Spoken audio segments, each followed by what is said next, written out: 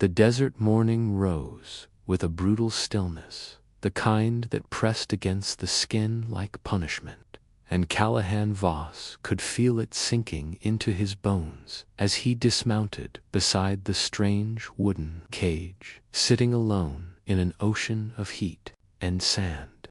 It wasn't built with iron bars or locks meant for livestock, but with splintered wagon planks, sun-hardened rope, and a cruelty so intentional it soured the air around it. Inside, a woman hung against the frame, her wrists chained, her body half collapsed, raw skin burned from the merciless sun, her dark hair matted with dust, and her Apache dress torn in ways that told stories no one should ever have to live through. She wasn't just abandoned, she was meant to vanish slowly, painfully. Callahan approached with the same caution he'd use for a wounded animal, boots crunching over sand that shimmered under the punishing heat, and even in her condition, the woman snapped her head up with a fierceness that didn't match her frail body. Her eyes, dark and burning, didn't hold relief when they met his, they held rage, suspicion, and a warning to keep his distance. He offered his canteen anyway, and though her pride fought it, survival won, her hand shooting forward to grab it in a desperate, shaking motion, water spilling down her chin as she drank with a mix of hunger and disbelief. She dropped the empty canteen like it was a weapon no longer needed. While she studied him with wary calculation, Callahan circled the cage, examined the padlocked chain anchoring her to the earth, and understood immediately that whoever left her here never intended for her to walk away. When he drew his revolver, she tensed as if expecting the worst, but he only aimed at the chain and told her to cover her ears. She didn't, too stubborn or too proud, but the shot cracked anyway, echoing off distant rocks as the padlock snapped free and fell uselessly into the sand. He started to cut the ropes around her wrists, but before he'd even touched her, she hit him weak, but fierce enough that he tasted blood, spitting iron before she rasped out the first words he heard from her. "You don't touch me, I won't be owned." The statement wasn't for him, it was carved from survival. He crouched low, made himself smaller, spoke quietly, honestly, offering her freedom, water, and a chance to live, but not control. She asked him why he cared if she died, and his answer, because someone should hung between them like a truth neither of them knew how to accept. When she finally nodded permission, he cut her free, the rope giving way with a brittle snap, her raw wrists trembling with new, unfamiliar liberty. But when her legs collapsed, Callahan caught her, feeling her body go rigid with resistance, even as her strength abandoned her completely. And when riders appeared on the horizon, dust rising behind fast, determined horses, the fear she'd kept buried broke through her expression, whispering that they'd come back for her. Callahan didn't hesitate. He lifted her onto his mare. Ash climbed up behind her, wrapped an arm around her to keep her from falling, and kicked the horse into motion, sand exploding beneath hooves as shouts and gunfire erupted behind them. Even half-conscious, she refused to lean on him, clinging instead to the saddle horn with white-knuckled stubbornness. Bullets chased them across burning ground, but Callahan aimed for the canyon ahead, a narrow cut in the rock where they could vanish long enough to breathe. When they reached the shadowed alcove inside the canyon, he dismounted and tried to help her stand, but her body folded, trembling, starved, and she whispered that if she stopped fighting, she'd die.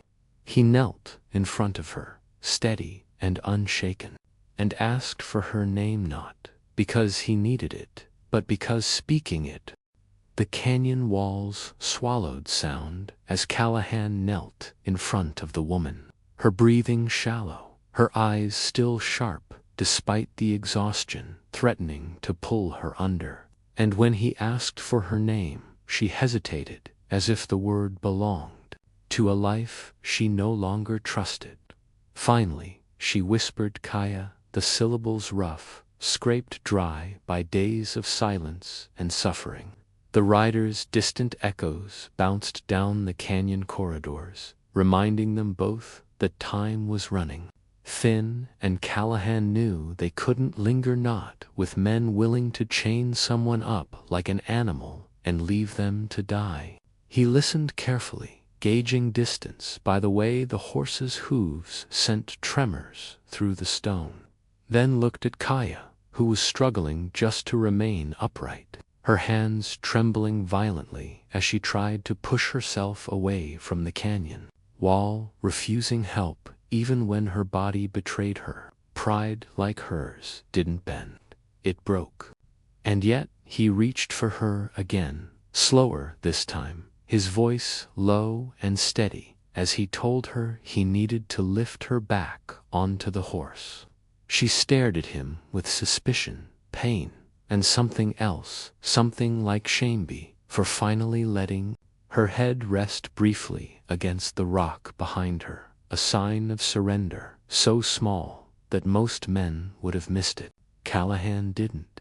He lifted her carefully, feeling the bones too sharp beneath her skin, the weakness in her limbs, and an anger rose inside him, not at her, but at whoever had done this. Ash snorted, ears flicking nervously as the air shifted, dust drifting down from the canyon lip above. Someone was close. Callahan hoisted Kaya onto the saddle and swung up behind her, his arm sliding round her waist to hold her steady. She tensed, but didn't fight him this time. When he clicked his tongue, Ash surged forward, deeper into the canyon hooves, striking stone, echoing down the twisting path as they navigated sharp turns and sudden drops of shadow. Kaya's head drooped forward until it rested lightly against his chest, too weak to resist the pull of gravity, and though she tried to lift it, her body refused. "Don't," he murmured. "Save your strength." She hated that she needed him. He could feel the bitterness in every breath she drew. But she stayed where she was, out of necessity. The canyon tightened, and Callahan slowed the horse, scanning the walls for movement. He spotted a narrow ledge ahead, wide enough for a horse, but hidden by an overhang of jagged stone, a place where they could pull aside and let the riders pass them by if luck stayed on their side. He guided Ash up the incline, positioning them in the shadowed shelf high above the canyon floor. Kaya clutched the saddle horn with shaking fingers as voices echoed below, harsh and angry, men calling out to each other in a language that carried more violence than the words themselves. Callahan held them still, barely breathing, his hand splayed over Kaya's stomach to keep her from collapsing sideways as her legs twitched involuntarily from pain. She whispered something he almost missed. "They were supposed to kill me, not take me back," and the small tremor in her voice cut through him like a blade.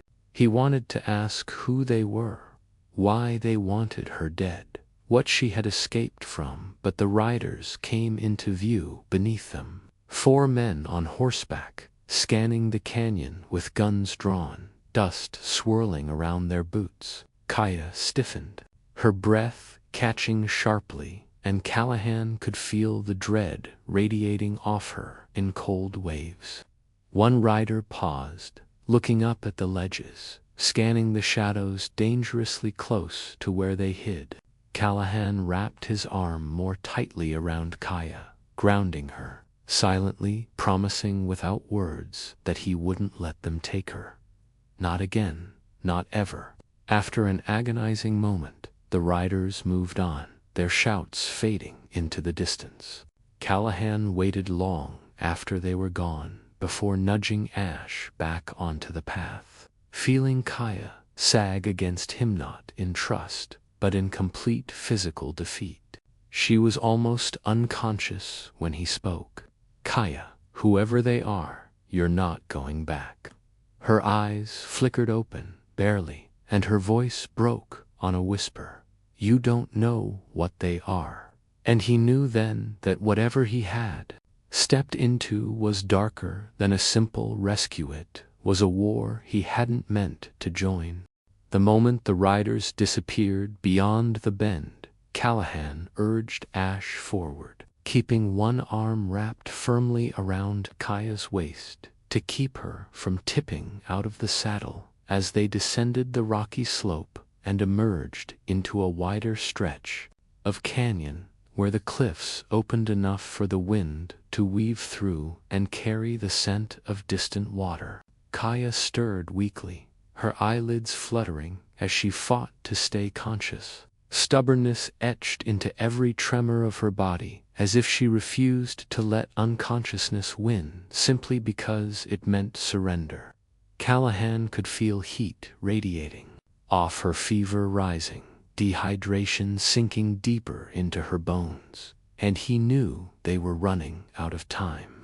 If he didn't get her water soon, they'd lose the fragile advantage they'd carved out by slipping past her pursuers. The canyon widened into a gravel bed, split by a shallow trickle of water that wove through the stones like a silver thread, and Callahan steered Ash straight toward it, sliding off the saddle as soon as the horse's hooves touched the creek bed.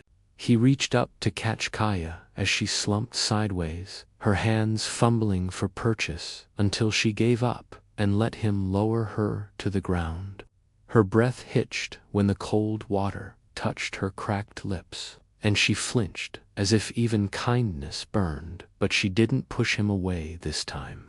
She let him lift the canteen to her mouth, let him press the wet cloth to her forehead, let him hold her steady when her body shook so fiercely she seemed ready to split apart. The resistance wasn't gone, just buried under necessity. Callahan could see the fury simmering beneath her exhaustion, fury at her own weakness, at the men who'd hunted her, at fate itself. But the deeper heat inside her wasn't the fever. It was something harder, forged through years of surviving the wrong kind of men. When she finally spoke, her voice was hoarse, scraping out of her throat like sand dragged over stone. "I didn't expect you to stay." Callahan didn't answer at first. He wrung out the bandana again, placed it over the back of her neck, listening to the sound of the water slipping over rocks like a heartbeat steadying itself. "I'm not the kind of man who leaves someone behind," he finally said, his voice quiet but firm enough to echo slightly between the canyon walls. "Even if she bites like a wounded wolf." That earned the faintest twitch of her lips, something close to a smile, but too pained, too weary to fully form. The sky above them shifted from harsh midday glare to the softer warmth of late afternoon, shadows stretching long across the rock as Kaya slowly regained enough control over her body to sit with his support. She looked around the canyon like someone who hadn't seen open sky in years, and maybe she hadn't, not in any way that mattered. When Callahan asked her how long she'd been in the cage, she didn't answer immediately. Instead, she cupped a handful of creek water and let it fall through her fingers, watching it disappear into dust. "Long enough," she said finally. "Long enough, they thought it would break me." Her voice hardened. It didn't. Callahan studied her in silence, admiring the way defiance lived in her even when strength did not. And he wondered not for the first time what kind of life had shaped someone like her. She leaned forward suddenly, gripping the sides of his vest to keep from collapsing, and whispered, "They'll come again. They won't stop." Callahan rested a steadying hand on her back. "Good," he said. "Let them come. I'll be ready." She let out a ragged breath, half laughter, half grief, and lowered her forehead to his shoulder, not in trust but in necessity, borrowing his strength because hers had run thin. And in that moment, with the sky darkening, with the creek whispering around their boots, Callahan understood something dangerous saving her wasn't a task he'd chosen. It was already becoming a promise he couldn't walk away from. Night settled over the canyon like a slow-falling curtain, the sky deepening into blue-black velvet flecked with cold, distant stars. And Callahan built a small fire in the natural alcove he'd chosen, tucked between two jutting slabs of stone, sheltered enough to hide the glow from prying eyes. Kaya lay wrapped in his spare blanket, her body still trembling intermittently from fever, though the worst had broken earlier. Now she drifted in and out of awareness, her eyes opening only long enough to track his movements before sliding shut again, as if every heartbeat was a negotiation between survival and surrender. Callahan kept watch beside her, rifle across his knees, his hat pulled low as he listened to the canyon breeze wind curling through rock, insects humming in dry brush, the soft crackle of burning wood. Every sound mattered, every silence mattered more.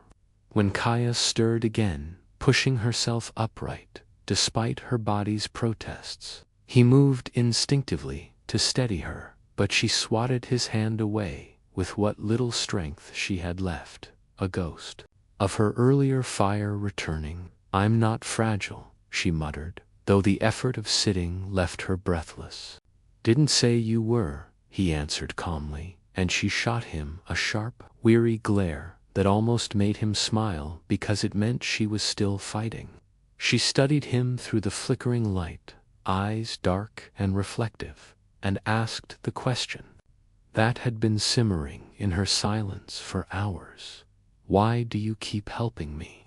Callahan poked the fire with a stick, watching sparks scatter like tiny stars. "Because leaving you behind would make me the kind of man I refuse to become." Kaya considered that, shoulders slumping as the truth of her situation pressed in on her again. She wasn't used to relying on anyone. She wasn't built for it. Trust was a blade she'd learned to keep sheathed, because every time she'd shown it, someone had cut deeper. She pulled the blanket tighter around herself, staring into the flames. "Nakoma isn't like Coleman," she said abruptly, her voice low. "He doesn't stop when he wants something. He doesn't stop even when he gets it. He keeps going until there's nothing left." Callahan's jaw tightened. Good thing he's hunting someone who bites back. That earned a quiet exhale from her, almost a laugh, but it dissolved into a wince as pain shot through her ribs. Callahan reached for her again, and this time she didn't shove him away. She let him ease her back down, her eyes drifting shut as exhaustion pulled at her edges. He watched her breathe, watched the flicker of dreams or memories tighten her face, and wondered how long she'd been running from a man who believed he had a right to own her. The fire burned low, and the canyon chilled, wind whistling through stone like an old ghost. Somewhere far off, an owl called, its cry bouncing through the cliffs. Callahan remained alert, muscles coiled, his senses tuned to every whisper of danger. Hours passed before Kaya woke again, more lucid this time, her gaze clearer as she studied him through the dim light. "If you stay with me," she said softly, "you'll die for me." Her voice didn't tremble with fear, but with the certainty of someone who had seen enough death to recognize patterns before they formed. Callahan didn't look away. "If I leave you," he replied, "you'll die alone." The honesty between them hung heavy, like a rope pulled taut. She swallowed, her throat tight, and whispered, "I don't want to owe you my life." "You don't," he said. "You're fighting for it. I'm just giving you a chance to finish the fight." She stared at him a long moment, something unspoken passing through her eyes, recognition, understanding, maybe gratitude buried under too much scar tissue to rise to the surface. Finally, she laid back down, her voice barely audible. "You shouldn't care about me." Callahan shifted his rifle, gaze returning to the canyon shadows as he answered, "Yeah, I know, but here we are." And in the quiet that followed, beneath the moonlit cliffs, both of them realized the same truth. Running was no longer simple, and neither were they. Dawn crept into the canyon in thin bands of pale gold, sliding across the rock like hesitant fingers, testing the world's edges. And Callahan was already awake when the first light touched Kaya's face, illuminating the exhaustion etched into her features, yet also revealing a new steadiness in her eyes. The kind born after a night where the body loses its war with fever, but the will refuses to break. She pushed herself upright, slower than she wanted to appear, but capable now, her breaths deeper, her gaze clearer, as she scanned the surroundings with instinctive wariness. Callahan offered her the canteen without a word, and though she hesitated if accepting anything from him cost her something, she took it, drinking in careful sips. A silence stretched between them, not hostile, not strained, but thick with everything they hadn't yet said. Finally, Kaya broke it. "You should leave before they find you," she said, wiping the water from her mouth with the back of her hand. "I told you," Callahan replied gently. "I'm not going anywhere." She looked away sharply, jaw tightening. "Then you're a fool, probably," he agreed without offense. She wasn't prepared for him to agree so easily, and it unsettled her, unraveling the walls she'd kept so rigidly in place. She stood, unsteady but determined, brushing dust from her legs as she paced a few steps away from the fire pit. The morning cold nipping at her bare arms. The canyon felt different today, quieter, but not safer. When she turned back to Callahan, her expression had shifted, not softer, but more honest. "You said they won't take me," she murmured. "But you don't know Nakoma. He thinks everything in this world owes him something." Callahan rose to his feet, dusting off his hands. "Then he'll learn something new." Kaya let out a breath that sounded almost like disbelief, almost like relief. She didn't want to rely on him, he could see that, but she also didn't want to face Nakoma alone, not after everything that had already been stripped from her. They packed the small camp quickly, Callahan securing the saddle, while Kaya checked the revolver he'd given her, spinning the drum with practiced familiarity. When she caught him watching her, she lifted her chin, as if daring him to question her competence. He didn't. "You shoot better than most men I've met," he said instead. Her lips twitched. "Most men you've met haven't needed to learn as fast as I did." They mounted Ash together, Kaya gripping the saddle horn as they started toward the canyon's northern exit, where jagged cliffs opened into a sweeping stretch of open desert. She scanned every ridge, every shadow, every cluster of mesquite with twitching nerves, her instincts warning her long before any sound reached them. Then she felt it, a wrongness in the air, a prickle along her spine, like a hunter's breath. against the back of her neck. "Stop," she whispered sharply. Callahan halted Ash immediately. Kaya pointed to the ridge above. At first he saw nothing but sunlit stone, then movement, subtle, purposeful, shapes shifting behind crests of rock. Not close enough to attack, but close enough to track. "They're following," she said. "Not rushing this time. They're waiting for a mistake." Callahan's grip tightened on the reins. "Then we won't make one."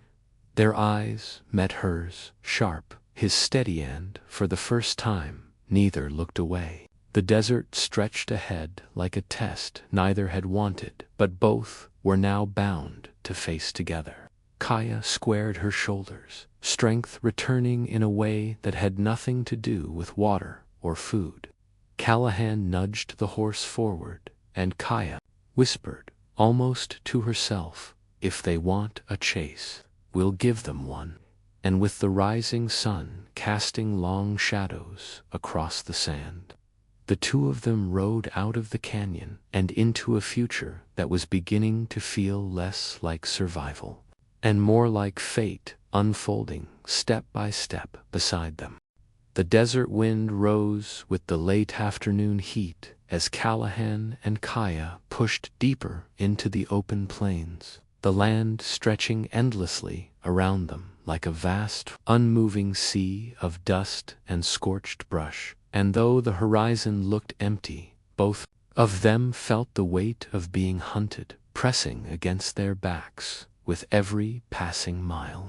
Kaya kept turning her head, her sharp eyes tracking the faint silhouettes that appeared and disappeared along the far ridges. Shadows that moved like wolves pacing their prey, patient yet relentless.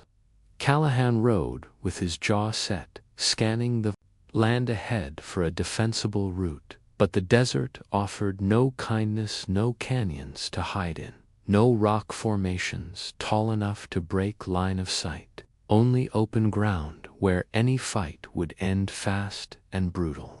As the sun dipped lower, Kaya tapped Callahan's arm and pointed to a cluster of wind-bent Joshua trees beside a cracked basin.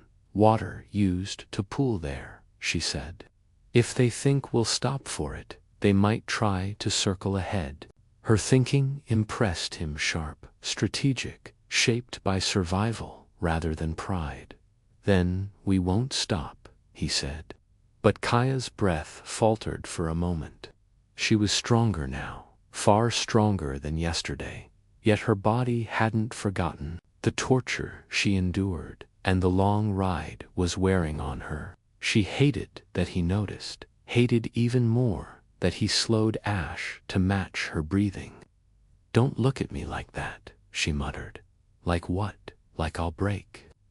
Callahan's voice softened without losing edge. "I know exactly how breakable people are, and I'm still not letting you fall."